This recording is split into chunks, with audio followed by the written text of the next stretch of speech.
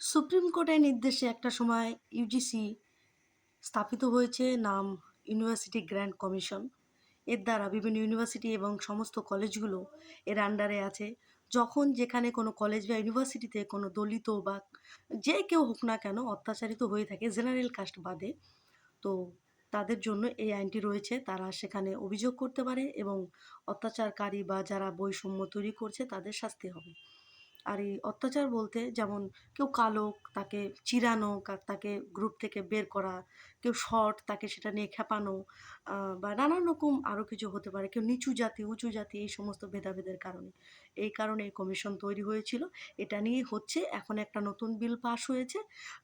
নতুন যেটা নিয়ে এটাও ইউজিসির আন্ডারেই। এর সাথে গভর্নমেন্টের কোনো রকম কোনো সম্পর্ক নেই।